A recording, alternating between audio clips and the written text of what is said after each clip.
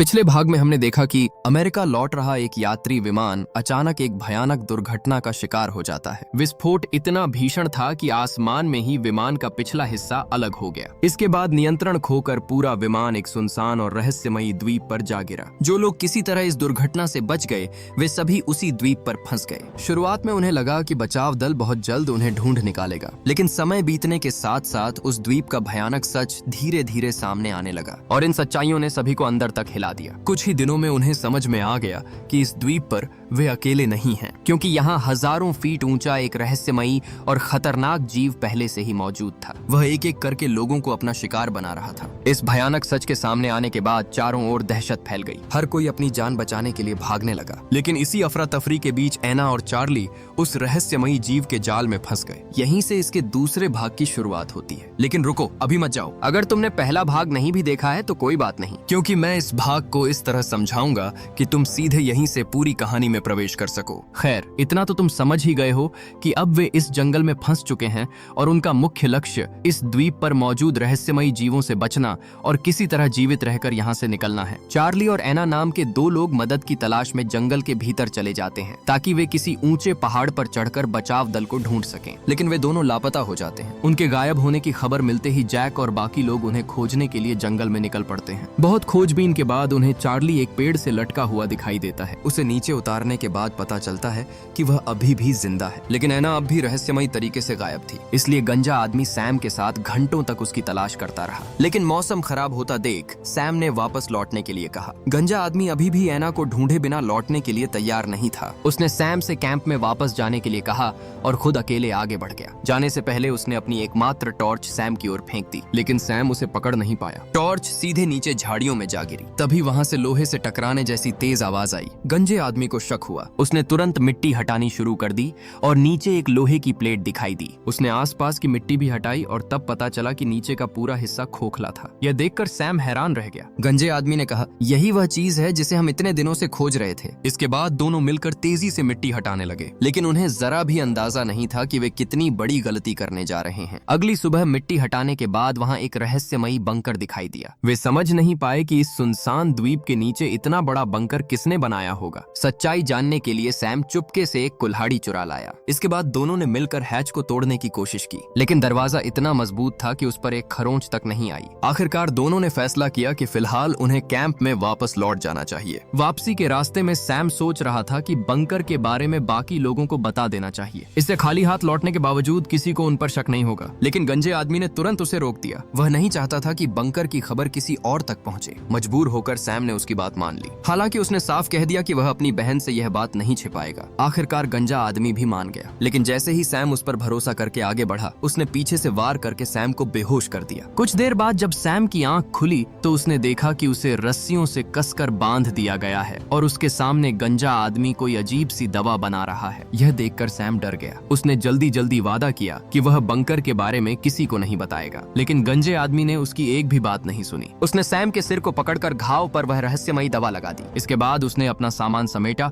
और वहां से जाने की तैयारी करने लगा। जाने से पहले उसने सैम की ओर एक चाकू फेंका और कैंप की ओर चला गया। सैम लगातार उसे आवाज लगाता रहा, लेकिन गंजे आदमी ने एक बार भी पीछे मुड़कर नहीं देखा। इधर सैम किसी तरह अपने पास पड़े चाकू तक पहुंचने की कोशिश करने लगा, लेकिन उसे इतनी चालाकी से बांधा गया था कि वहां से निकल पाना लगभग असंभव था। जैसे ही वह हाथ बढ़ाता, रस्सियां और भी कस जाती। दर्द इतना भयानक था कि ऐसा लगता था जैसे उसकी कलाई टूट जाएगी। आखिरकार उसने मदद के लिए जोर जोर से चिल्लाना शुरू कर दिया। उसी समय उसे एक डरावनी आवाज सुनाई दी। सैम ने तुरंत सिर उठाकर चारों ओर देखा, लेकिन अगले ही पल आवाज बंद हो गई। उसे लगा कि शायद यह उसका भ्रम होगा, लेकिन कुछ ही देर बाद उसे अपनी बहन की चीख सुनाई दी। इससे पहले कि वह कुछ समझ पाता, पूरा जंगल हिल उठा और उस खतरनाक जीव की भयावह गर्जना गूंज उठी। सैम समझ गया कि उस रहस्यमयी जीव ने उसकी बहन को भी पकड़ लिया है। अपनी बहन की जान खतरे में देखकर सैम खुद को रोक नहीं पाया। भयानक दर्द सहते हुए उसने किसी तरह चाकू तक अपना हाथ पहुंचा लिया। फिर उसने रस्सियां काटी और आवाज की दिशा में दौड़ पड़ा। कुछ दूर जाने के बाद उसे एक बड़े पेड़ के नीचे अपनी बहन केली दिखाई दी। सैम तेजी से उसकी ओर भागा और उसकी रस्सियां काटने लगा, लेकिन तभी उस रहस्यमयी जीव की नजर उन दोनों पर पड़ गई और वह तेजी से उनकी ओर बढ़ने लगा। किस्मत अच्छी थी कि सैम के हाथ बहुत तेजी से चल रहे थे। कुछ ही सेकंड में उसने केली को आजाद कर दिया। इसके बाद वह अपनी बहन को लेकर जंगल की ओर भागने लगा, लेकिन वे दोनों जानते थे कि उस राक्षस से ज्यादा तेज दौड़ पाना उनके लिए संभव नहीं था। इसलिए वे पास की झाड़ियों में छिप छिप गए। काफी देर तक कोई हलचल न देखकर सैम ने हिम्मत करके बाहर झांका, लेकिन वहां कोई नहीं था। राक्षस अचानक गायब हो चुका था। तभी केली ने सैम से पूछा कि गंजे आदमी ने उसे क्यों बांध कर रखा था। सैम ने पहले तो कोई जवाब नहीं दिया। वह सुरक्षित रूप से कैंप में वापस पहुंचना चाहता था, लेकिन रास्ते भर केली लगातार सवाल पूछती रही। आखिरकार परेशान होकर सैम ने उसे बंकर के बारे में सब कुछ बता दिया, लेकिन जैसे ही उसकी बात खत्म हुई, अचानक वे राक्षस उनके सामने आ गए। दोनों अपनी जान बचाने के लिए भागने लगे। डर और घबराहट में वे एक खुले मैदान में पहुंच गए। वहां छिपने की कोई जगह नहीं थी, इसलिए वे बेबस होकर इधर उधर भागने लगे। उसी समय राक्षस ने मौका पाकर केली को हवा में उठा लिया। इसके बाद उसने बड़ी बेरहमी से उसके शरीर को फाड़ना शुरू कर दिया। कुछ ही सेकंड में चारों तरफ उसकी दर्द भरी चीखें गूंजने लगी। सैम को लगा कि उसकी बहन बहुत बड़े खतरे में है, इसलिए वह उसे बचाने के लिए अपनी पूरी ताकत से दौड़ पड़ा। लेकिन तब तक बहुत देर हो चुकी थी। राक्षस केली को अपने साथ ले जा चुका था। फिर भी सैम ने हार नहीं मानी। वह अपनी बहन को खोजता हुआ नदी के किनारे पहुंच गया। तभी उसकी नजर जमीन पर पड़े खून के निशानों पर गई। यह देखकर वह बुरी तरह घबरा गया। सैम ने जल्दी से सामने देखा और अगले ही पल नदी के किनारे एक बड़ी चट्टान पर अपनी बहन को पड़ा हुआ देखा। यह दृश्य देखकर उसका दिल कांप उठा। वह पूरी ताकत से उसकी ओर दौड़ा, लेकिन पास पहुंचते ही उसने जो देखा उससे उसके होश उड़ गए। केली के शरीर का ऊपरी हिस्सा बुरी तरह से फाड़ दिया गया था। चारों ओर मांस के टुकड़े बिखरे हुए थे और खून पानी की तरह बह रहा था। यह भयानक दृश्य देखकर सैम कांपते हुए हाथों से अपनी बहन के शव को सीने से लगा लेता है और फूट फूट कर रोने लगता है। उसी क्षण वह कसम खाता है कि वह गंजे आदमी से केली की मौत का बदला लेकर रहेगा। रात होते ही सैम कैंप में वापस लौट आता है, लेकिन वहां पहुंचकर वह देखता है कि गंजा आदमी आग के पास बिल्कुल निश्चिंत होकर बैठा हुआ है, जैसे कुछ हुआ ही न हो। यह देखकर सैम का गुस्सा और बढ़ जाता है। वह तुरंत चाकू निकालकर उस पर हमला कर देता है। देखते ही देखते दोनों के बीच भयंकर लड़ाई शुरू हो जाती है। कुछ ही देर में सैम उसे जमीन पर गिराकर दबोच लेता है। फिर गुस्से में चिल्लाते हुए कहता है कि केली की मौत का जिम्मेदार वही है। अगर उसने सैम को बांध कर नहीं रखा होता तो केली कभी वहां नहीं आती। यह सुनकर गंजा आदमी भी हैरान रह जाता है। वह शांत स्वर में कहता है, अगर केली सचमुच उस राक्षस का शिकार हुई है तो तुम्हारे शरीर पर खून का एक भी निशान क्यों नहीं है? यह सवाल सुनते ही सैम कुछ पल के लिए चुप हो जाता है। उसे याद आता है कि उसने अपनी बहन के शव को सीने से लगाया था, फिर उसके कपड़ों पर खून का एक भी निशान क्यों नहीं था? सैम इसी सवाल में उलझ जाता है। तभी गंजा आदमी उसे धक्का देकर अलग कर देता है। वह सैम से कुछ पूछने ही वाला था कि तभी दोनों को पीछे से केली की आवाज सुनाई देती है। दोनों मुड़कर देखते हैं और हैरान रह जाते हैं। केली बिल्कुल स्वस्थ अवस्था में पानी भर रही थी। यह देखकर सैम के पैरों तले जमीन खिसक जाती है। वह समझ ही नहीं पाता कि आखिर हो क्या रहा है। कुछ देर के लिए उसे लगता है कि शायद वह पागल हो गया है, लेकिन अगले ही पल उसके मन में यह ख्याल आता है कि शायद गंजे आदमी द्वारा लगाई गई दवा में ही कोई गड़बड़ी थी। लेकिन गंजा आदमी तुरंत इस बात से इनकार कर देता है। वह कहता है कि वह तो सिर्फ घावों को ठीक करने वाली एक साधारण एंटीसेप्टिक दवा थी। यह सुनकर सैम और भी उलझन में पड़ जाता है। उसे लगने लगता है कि शायद वह रहस्यमयी राक्षस उसके दिमाग के साथ खेल रहा है। इसी बीच जैक और उसकी टीम को जंगल में अचानक ऐना मिल जाती है, जो 2 हफ्तों से लापता थी। सबसे अजीब बात यह थी कि उसके शरीर पर चोट का एक भी निशान नहीं था। उसे बस इतना याद था कि उसे और चार्ली को राक्षस ने नहीं बल्कि जिम ने अगवा किया था। लेकिन उसके बाद क्या हुआ उसे कुछ भी याद नहीं था। यह सुनकर सभी लोग हैरान रह जाते हैं। आखिर जिम उन्हें क्यों ले गया था और ऐसा क्या हुआ था कि दोनों अपनी यादों का एक हिस्सा पूरी तरह भूल चुके थे? इन सवालों का जवाब जानने के लिए उन्होंने जिम को ढूंढने का फैसला किया। अगले दिन चार्ली और एक कोरियाई व्यक्ति चुपके से जिम की तलाश में जंगल के भीतर निकल पड़े। लेकिन जंगल में कदम रखते ही उन्हें महसूस हुआ कि चारों ओर का माहौल अचानक बदल गया है। अचानक एक रहस्यमयी आवाज पूरे जंगल में गूंजने लगी। तभी कोरियाई व्यक्ति दर्द से चिल्लाते हुए जमीन पर गिर पड़ा, जबकि चार्ली हैरानी से चारों ओर देखने लगा। उसी समय अचानक जिम खुद उनके सामने आ गया। जिम को देखते ही ऐसा लग रहा था कि हमला उसी ने किया था, इसलिए चार्ली बिना देर किए एक लकड़ी उठाकर उसकी ओर दौड़ पड़ा। लेकिन जिम ने बड़ी आसानी से उसका गला पकड़ लिया और सिर्फ एक हाथ से उसे हवा में उठा दिया। उसकी ताकत किसी साधारण इंसान जैसी बिल्कुल नहीं थी। जिम ने चार्ली को चेतावनी देते हुए कहा कि अगली शाम तक गर्भवती लड़की को उसके पास भेज दिया जाए। अगर ऐसा नहीं किया गया तो वह सबको मार डालेगा। इतना कहकर जिम वहां से चला गया। जब बाकी लोगों को इस घटना के बारे में पता चला तो सभी गुस्से से भर उठे। हर कोई जिम से बदला लेना चाहता था, लेकिन जिम छिपकर हमला कर रहा था, इसलिए बिना सोचे समझे उससे लड़ना अपने लिए मुसीबत बुलाने जैसा था। यही वजह थी कि उन्होंने जल्दबाजी करने के बजाय पहले जिम को पकड़ने की योजना बनाई। उन्होंने कैंप के चारों ओर कई खतरनाक जाल बिछा दिए। इसके बाद चारों तरफ आग जला दी गई और हर 10 मीटर की दूरी पर एक आदमी को पहरे पर खड़ा कर दिया गया। इस तरह उनका कैंप पहले की तुलना में काफी सुरक्षित हो गया, लेकिन इसके बावजूद खतरा टला नहीं। अगली सुबह समुद्र के किनारे एक आदमी मृत पाया गया। किसी ने उसका गला इतनी बेरहमी से मरोड़ा था कि उसकी गर्दन टूट गई थी। सबसे डरावनी बात यह थी कि किसी को इस घटना की भनक तक नहीं लगी थी। जैसे ही यह खबर फैली, पूरे कैंप में डर का माहौल बन गया। सभी सभी को लगने लगा कि इन सब के पीछे ऐना का हाथ है। इसी वजह से लोग धीरे धीरे उससे दूर रहने लगे। लेकिन ऐना खुद भी इस बारे में कुछ नहीं जानती थी। बाद में उसने केली से बात की और पूरी सच्चाई जान ली। उधर जैक अब और इंतजार नहीं कर सकता था। वह झाड़ियों में छिपाया गया एक ब्रीफ केस निकाल कर लाया। उसने चारों ओर नजर दौड़ाई ताकि यह पक्का कर सके कि कोई उसका पीछा नहीं कर रहा है। इसके बाद उसने ब्रीफ केस खोला और उसमें से 4 पिस्तौलें निकाली। अब उनके पास हथियार तो थे, लेकिन सबसे बड़ा सवाल यह था कि जिम को ढूंढा कैसे जाए। तभी कार्ली ने सुझाव दिया कि जिम को बाहर निकालने के लिए ऐना को चारे के रूप में इस्तेमाल किया जा सकता है। लेकिन चार्ली ने तुरंत इस योजना का विरोध कर दिया। इस बात को लेकर दोनों के बीच बहस शुरू हो गई। उसी समय ऐना खुद आगे आई और उसने इस योजना के लिए अपनी सहमति दे दी। वह नहीं चाहती थी कि उसकी वजह से किसी और की जान जाए। इसके बाद सभी लोग योजना को पूरा करने की तैयारी में जुट गए। चार्ली को बंदूक चलानी नहीं आती थी, इसलिए उसे कैंप में ही रुकना पड़ा। उसी समय मौसम अचानक बदल गया और कुछ ही देर में तेज बारिश शुरू हो गई। इसके बावजूद ऐना अकेले जंगल के भीतर चली गई। बाकी लोग आसपास छिपकर उस पर नजर रखे हुए थे। कार्ली पेड़ के ऊपर से सब कुछ देख रहा था। जेम्स एक तरफ से निगरानी कर रहा था। जैक सामने से हमला करने के लिए तैयार था और गंजा आदमी पीछे की ओर से पूरे इलाके पर नजर रख रहा था। इस तरह सभी लोग जाल बिछाकर अपने शिकार के आने का इंतजार करने लगे। लेकिन बहुत देर तक कुछ भी नहीं हुआ। धीरे धीरे ऐना भी निश्चिंत होने लगी। तभी अचानक जिम वहां आ पहुंचा। जिम को देखते ही ऐना डर गई और जाल की ओर दौड़ने लगी। लेकिन गर्भवती होने की वजह से वह जिम से तेज नहीं दौड़ सकती थी। उसी समय जैक अचानक सामने आ गया और उसने जोरदार धक्का मारकर जिम को जमीन पर गिरा दिया। लेकिन इस धक्का मुक्की में जैक की पिस्तौल उसके हाथ से छूटकर दूर जा गिरी। जैक जानता था कि अगर जिम एक बार उठ खड़ा हुआ तो उसे दोबारा पकड़ना लगभग असंभव हो जाएगा। इसलिए उसने बिना समय गंवाए जिम पर लगातार वार करना शुरू कर दिया। बाकी लोगों के पहुंचने से पहले ही जिम पूरी तरह से जैक के काबू में आ चुका था। जैक उससे पूछताछ करने ही वाला था कि तभी जेम्स बीच में आ गया। खुद को नायक साबित करने के लिए उसने जिम की ओर बंदूक तान दी। वह सबको अपनी बहादुरी दिखाना चाहता था। लेकिन अगले ही पल सबको पता चल गया कि गोली जेम्स ने नहीं बल्कि चार्ली ने चलाई थी। दरअसल चार्ली चुपके से जैक की गिरी हुई पिस्तौल उठा चुका था। उसने बिना कुछ सोचे समझे सीधे जिम पर गोली चला दी और जिम की वहीं मौत हो गई। इसके साथ ही इस रहस्यमयी द्वीप का सच जानने का आखिरी रास्ता भी हमेशा के लिए बंद हो गया। इसके बाद सभी लोग गुफा में लौट आए। वहाँ जैक ने चार्ली से पूछा कि उसने जिम को क्यों मार दिया। चार्ली ने जवाब दिया कि वह ऐना से प्यार करता है और उसी का बदला लेने के लिए उसने जिम को मार डाला। यह सुनकर जैक को पूरी बात किसी पागलपन से कम नहीं लगी। अगले दिन जैक कार्ली के पास गया क्योंकि वह उस नक्शे को दोबारा देखना चाहता था जो कार्ली को जंगल में मिला था। जैक को उम्मीद थी कि शायद यह नक्शा उन्हें इस द्वीप के रहस्य तक पहुंचा दे। उसी समय मोटे आदमी की नजर कागज पर लिखे कुछ अजीब अंकों पर पड़ी। उन अंकों को देखते ही उसके चेहरे का रंग उड़ गया। अचानक उसके मन में यह विचार आया कि शायद विमान का इस द्वीप पर गिरना कोई दुर्घटना नहीं थी, बल्कि यह सब पहले से ही तय था। उसे याद आया कि कई साल पहले इन्हीं अंकों की मदद से उसने 15 करोड़ रुपए की लॉटरी जीती थी। ये सोचते ही उसके होश उड़ गए क्योंकि ये कोई साधारण अंक नहीं थे। लॉटरी जीतने के बाद से ही उसके जीवन में एक के बाद एक अजीब घटनाएं होने लगी थीं। उसी दिन उसके पिता की अचानक मृत्यु हो गई थी। बाद में जब उसने एक नया बंगला खरीदा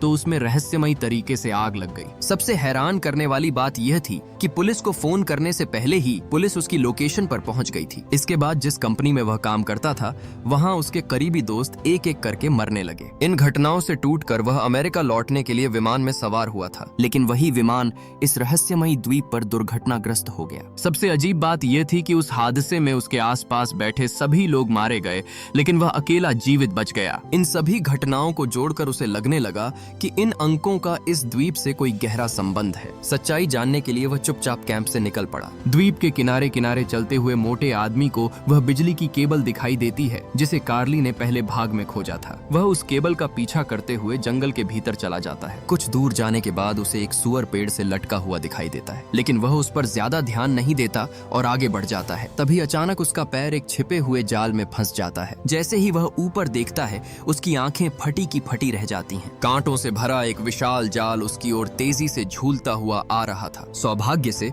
वह किसी तरह उससे बच निकलता है। इसके बाद वह एक पुराने पुल को पार करके जंगल के उस रहस्यमयी हिस्से में पहुंच जाता है जहां जाने की हिम्मत कोई नहीं करता था। अब उसे लगने लगा था कि वह सच्चाई के बहुत करीब पहुंच चुका है, लेकिन तभी अचानक उसके आसपास के पेड़ एक एक करके उखड़ने लगे। यह देखकर वह समझ गया कि वह रहस्यमयी राक्षस कहीं न कहीं यहीं मौजूद है। खतरे का आभास होते ही अंकों के रहस्य को जानने की उसकी इच्छा पल भर में गायब हो गई और वह अपनी जान बचाने के लिए तेजी से कैंप की ओर भागने लगा। रात होते होते वह किसी तरह कैंप में वापस पहुंच गया। वहां पहुंचकर उसने सबको अपने साथ हुई पूरी घटना के बारे में बताया, लेकिन उसे नहीं पता था कि जिन रहस्यमयी रहस्यमयी अंकों से वह इतना डर रहा था, वही अंक गंजे आदमी द्वारा खोजे गए बंकर पर भी लिखे हुए थे और शायद उसी बंकर के भीतर इस द्वीप का सबसे बड़ा रहस्य छिपा हुआ था। अगले दिन गंजे आदमी ने सैम के साथ मिलकर बंकर को खोलने का फैसला किया, लेकिन सबसे अजीब बात यह थी कि ऊपर एक छोटा सा हैच तो था, लेकिन उसमें न तो कोई ताला था और न ही कोई हैंडल। उसे देखकर साफ पता चल रहा था कि किसी ने जानबूझकर उसे इस तरह बंद किया था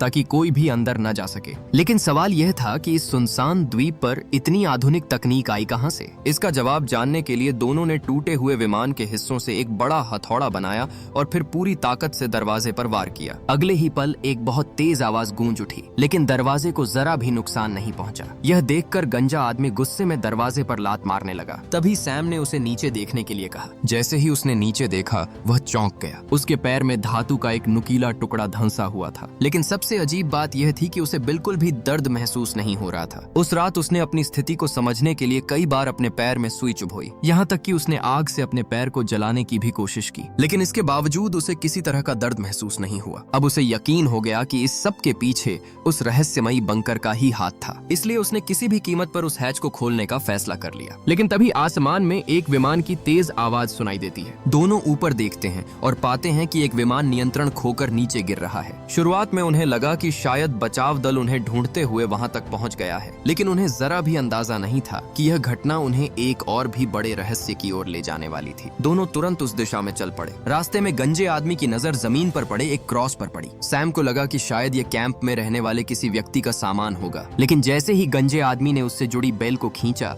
ऊपर से एक सड़ी गली लाश नीचे आ गिरी। उस लाश के मुंह में सोने के दांत लगे हुए थे। उसकी जेब में बहुत सारे पैसे और 0.42 कैलिबर की एक पिस्तौल भी थी। लाश इतनी ज्यादा सड़ चुकी थी कि उसकी पहचान करना लगभग असंभव था। कुछ दूर आगे बढ़ने के बाद उन्होंने देखा कि वह विमान एक बहुत बड़े पेड़ में फंसा हुआ था। सबसे अजीब बात यह थी कि विमान ऐसा लग रहा था जैसे वह अभी अभी वहां गिरा हो, लेकिन इसके बावजूद वह पूरी तरह काई से ढका हुआ था। गंजे आदमी के पैर में पहले से चोट लगी हुई थी, इसलिए सैम अकेला ही विमान के पास गया। अंदर पहुंचने के बाद उसे एक हवाई मार्ग का नक्शा मिला, लेकिन वह उसे ठीक से देख भी नहीं पाया था कि अचानक पूरा विमान जोर जोर से हिलने लगा। विमान गिरने से पहले ही गंजे आदमी ने उसे बाहर निकलने के लिए चिल्लाकर कहा, लेकिन उसी समय वायरलेस संपर्क स्थापित हो गया था। सैम इस मौके को खोना नहीं चाहता था, इसलिए उसने गंजे आदमी की चेतावनी को पूरी तरह नजरअंदाज कर दिया। अगले ही पल विमान का संतुलन बिगड़ गया और वह सीधे जमीन पर गिर पड़ा। गंजा आदमी अपने घायल पैर की परवाह किए बिना तुरंत सैम की मदद के लिए दौड़ा। किसी तरह उसने सैम को मलबे के नीचे से बाहर निकाला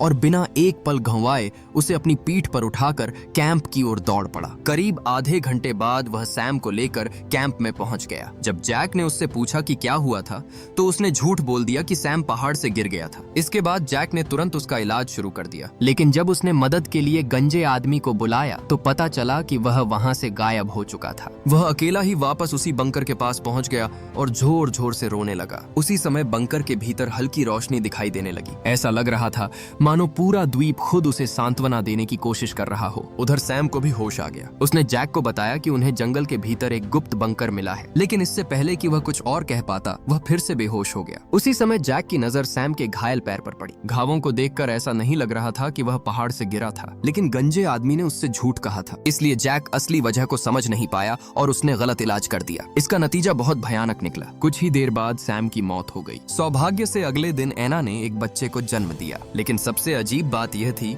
कि गंजा आदमी अब तक कैंप में वापस नहीं लौटा था। अंतिम संस्कार के दिन वह खून से लथपथ हालत में वापस आया। उसने बताया कि उसने जानबूझकर विमान की घटना सबसे छिपाई थी। यह सुनते ही जैक का गुस्सा भड़क उठा। उसे एहसास हो गया कि अगर गंजे आदमी ने सच्चाई बता दी होती तो शायद आज सैम जिंदा होता। गुस्से में आकर उसने तुरंत गंजे आदमी का गला पकड़ लिया। स्थिति बिगड़ती देखकर बाकी लोग दौड़कर वहां आए और किसी तरह दोनों को अलग किया। जैक को शांत करने के बाद कार्ली पूछताछ के बहाने गंजे आदमी को जंगल में ले गया। बातचीत के दौरान कार्ली को एक और चौंकाने वाली सच्चाई का पता चला। जब कार्ली पहाड़ी पर चढ़कर वायरलेस सिग्नल भेजने की कोशिश कर रहा था, तब उसी गंजे आदमी ने उसे बेहोश करके उसका उपकरण तोड़ दिया था। यह सुनते ही कार्ली का गुस्सा 7वें आसमान पर पहुंच गया। उसने तुरंत अपनी बंदूक निकालकर गंजे आदमी की ओर तान दी। डर के मारे गंजे आदमी ने कहा कि वह सिर्फ इसलिए घबरा गया था क्योंकि उसे लगा था कि रेडियो सिग्नल की वजह से उनकी लोकेशन उजागर हो जाएगी, और अगर ऐसा हो जाता तो जंगल में घूमने वाला रहस्यमयी राक्षस सीधे उन तक पहुंच पहुंच जाता। उसकी बात सुनकर कार्ली कुछ देर के लिए सोच में पड़ गया, लेकिन जब उसने बंकर के बारे में पूछा तो गंजा आदमी ज्यादा देर तक सच्चाई छिपा नहीं पाया। मजबूर होकर वह जैक और कार्ली को बंकर के पास ले गया। बंकर तक पहुंचते ही जैक हैच को खोलने के लिए आगे बढ़ा, लेकिन कार्ली ने तुरंत उसे रोक दिया। उसने कहा, हमें नहीं पता कि इसके भीतर कौन सा खतरा छिपा हुआ है। बिना तैयारी के इसे खोलना अपनी मौत को बुलाने जैसा होगा। इसलिए उन्होंने तय किया कि फिलहाल उनका सबसे जरूरी काम इस द्वीप से बाहर निकलना होगा। अच्छी बात यह थी कि सभी लोगों ने मिलकर एक नाव तैयार कर ली थी, लेकिन समुद्र में उतरने से ठीक पहले बच्चे ने कुछ अजीब देखा। सबने उसकी तरफ देखा तो पाया कि द्वीप के बीचों बीच से काला धुआं उठ रहा था। उसी समय जंगल से लीसा नाम की एक अनजान महिला बाहर आई। लीसा ने बताया कि यह काला धुआं दरअसल हमले का संकेत था। अगर यह दिखाई दे जाए तो उसका सिर्फ एक ही मतलब होता है, या तो छिप जाओ या फिर अपनी मौत का इंतजार करो। उसकी बात सुनकर सभी लोग डर गए। जैक ने तुरंत सबकी जान बचाने का रास्ता ढूंढना शुरू कर दिया, लेकिन समस्या यह थी कि उनके समूह में कुल 46 लोग थे। इतने बड़े समूह को जंगल में छिपाना लगभग असंभव था। इसके अलावा किसी को यह भी नहीं पता था कि उनकी ओर बढ़ने वाला दुश्मन आखिर था कौन। जब सभी लोग डर और चिंता में डूबे हुए थे, तभी जैक के दिमाग में एक विचार आया। वह तुरंत लीसा को अपने साथ लेकर उस रहस्यमयी बंकर की ओर चल पड़ा। उसे उम्मीद थी कि शायद लीसा उस हैच को खोलने में उनकी मदद कर सकेगी, लेकिन लीसा ने भी ऐसी कोई चीज पहले कभी नहीं देखी थी। हालांकि वह एक ऐसी जगह के बारे में जानती थी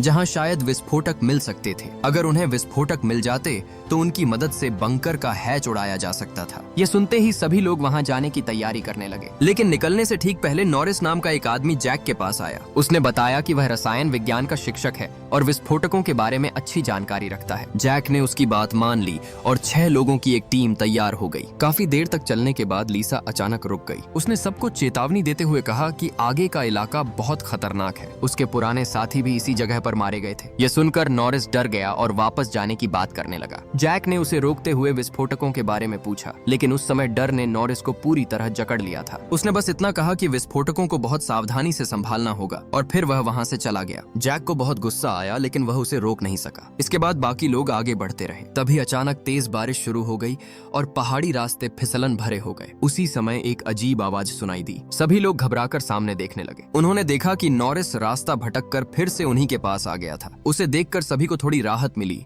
लेकिन अगले ही पल सब कुछ बदल गया। वह रहस्यमयी राक्षस अचानक उनके सामने आ गया। उसे देखते ही सभी लोग अपनी जान बचाने के लिए भागने लगे, लेकिन गंजा आदमी बिल्कुल शांत खड़ा रहा। दूसरी ओर लीसा और बाकी लोग घनी झाड़ियों में छिप गए। कुछ ही देर बाद वह भयानक आवाज बंद हो गई। अब केवल भारी कदमों की आवाज सुनाई दे रही थी। ऐसा लग रहा था कि कोई विशालकाय जीव उनके बहुत करीब घूम रहा है। कुछ सेकंड बाद वह आवाज भी धीरे धीरे गायब हो गई। जब सब कुछ शांत हो गया तो सभी लोग फिर से एक जगह इकट्ठा हो गए। अब तक नॉरिस का सारा साहस खत्म हो चुका था, इसलिए वापस लौटने के बजाय वह मजबूरी में बाकी लोगों के साथ आगे बढ़ने लगा। लंबा रास्ता तय करने के बाद वे लोग एक पुराने और सुनसान समुद्री जहाज के पास पहुंचे। वह जहाज खतरनाक विस्फोटकों से भरा हुआ था, लेकिन सबसे हैरान करने वाली बात यह थी कि समुद्र से लगभग 4 किलोमीटर दूर वह जहाज जंगल के बीचों बीच पहुंचा कैसे था। यह सवाल लीसा के पास भी नहीं था। रास्ता दिखाने के बाद वह वहीं से वापस लौट गई। इसके बाद गंजा आदमी और जैक जहाज के भीतर दाखिल हुए। अंदर का नजारा देखकर वे दोनों कुछ पलों के लिए स्तब्ध रह गए। चारों तरफ जंजीरों और बेड़ियों में जकड़े हुए कंकाल पड़े थे। ऐसा लग रहा था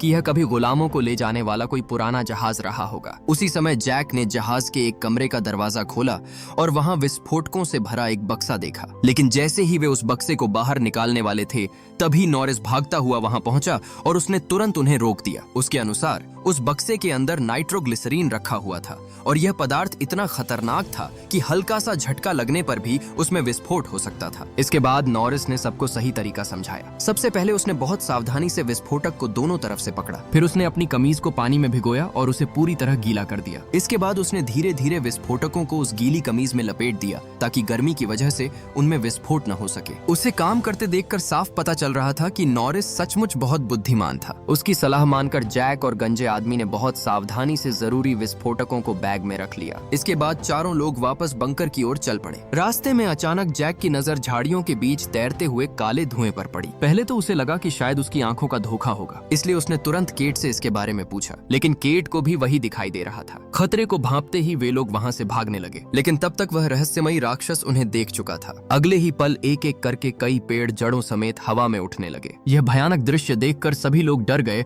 और अपनी जान बचाने के लिए भागने लगे, लेकिन गंजा आदमी भागने के बजाय अजीब तरह से खुश दिखाई दे रहा था। वह सीधे उस राक्षस की ओर बढ़ने लगा। यह देखकर जैक उसे बचाने के लिए दौड़ा, लेकिन तब तक बहुत देर हो चुकी थी। अगले ही पल वह राक्षस जमीन को चीरते हुए बाहर निकला और गंजे आदमी को नीचे खींचने लगा। जैक ने समय रहते उसका हाथ पकड़ लिया और पूरी ताकत लगाकर उसे ऊपर खींचने की कोशिश करने लगा, लेकिन उस राक्षस की ताकत इंसानों से कई गुना ज्यादा थी। जैक चाहे जितनी भी कोशिश करता, वह गंजे आदमी को बाहर नहीं निकाल पा रहा था। धीरे धीरे गंजे आदमी का शरीर जमीन के नीचे जाने लगा। अब सभी समझ चुके थे कि अगर कुछ ही सेकंड और बीत गए तो उसे बचाना असंभव हो जाएगा। स्थिति बिगड़ती देखकर जैक ने तुरंत केट से कहा कि वह विस्फोटक को गड्ढे के अंदर फेंक दे। कुछ ही सेकंड बाद अंदर से एक भयानक विस्फोट हुआ और आखिरकार राक्षस ने गंजे आदमी को छोड़ दिया। इसके बाद वह एक विशाल काले धुएं में बदल गया और देखते ही देखते गायब हो गया। सबसे अजीब बात यह थी कि मौत के मुंह से बचने के बाद भी गंजा आदमी खुश नहीं था। उल्टा राक्षस को नुकसान पहुंचाने के लिए वह जैक पर ही नाराज हो गया। दूसरी ओर बाकी लोगों ने नाव को समुद्र में उतार दिया। उस लकड़ी की नाव में माइकल, उसका बेटा वॉल्ट, जेम्स और एक कोरियाई आदमी सवार थे। वे सभी मदद की तलाश में द्वीप छोड़कर समुद्र की ओर निकल पड़े। काफी दूर जाने के बाद रात हो गई। तभी जेम्स ने दूर एक जहाज देखा। उसे देखकर सभी के मन में उम्मीद की एक नई किरण जाग उठी। उन्होंने बिना एक पल घुमाए तुरंत सिग्नल फ्लेयर दाग दिया। लाल रंग की रोशनी देखकर वह जहाज सचमुच उनकी ओर बढ़ने लगा। यह देखकर सभी लोग खुशी से झूम उठे। उन्हें लगा कि अब वे जल्द ही अपने घर लौट सकेंगे, लेकिन अगले ही पल सब कुछ बदल गया। दरअसल उस जहाज पर मौजूद लोग उनकी मदद करने नहीं आए थे। उनका असली मकसद नाव में मौजूद बच्चे को अपने साथ ले जाना था। उन्होंने साफ शब्दों में कहा कि अगर बच्चे को उनके हवाले नहीं किया गया